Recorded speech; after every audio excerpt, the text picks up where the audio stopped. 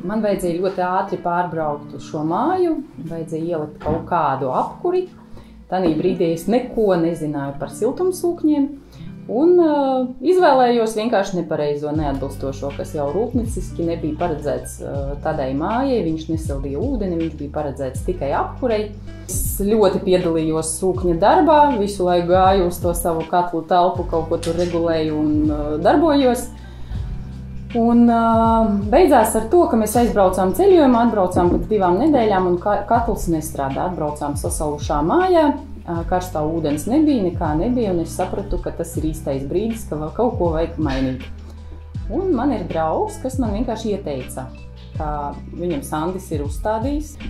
Klients ir ļoti apmierināts. Visus tos 3 gadus mēs salīdzinājām savus rādītājus, kurš cik ir patērējis elektrību. Man bija vienkārši asarās acīs, salīdzinot ar viņu.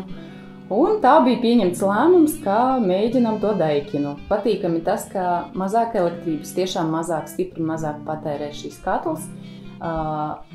Viens faktors, kāpēc tā ir tas, ka var noregulēt to īsto pareizo temperatūru un nevajag likt kaut ko vairāk vai mazāk, lai tev tur ūdens sasildās, pietiekoši, tad es regulēju temperatūru mājās, lai man ir labi, un atsevišķi man regulējās temperatūra ūdenim. Un otrais faktors, ka laikam arī pats katls ir daudz ekonomiskāks nekā tas iepriekšējais. Ļoti patīkami tas, ka puiši pirms noņemt visu, viņi uzlika sūkni, sagatavoja visas trubas, visu, un tikai uz 1 dienu, uz pusdienu, laikam, bija atslēguši tikai, ūdeni, Man vēl mazgāja visu sistēmu ārā.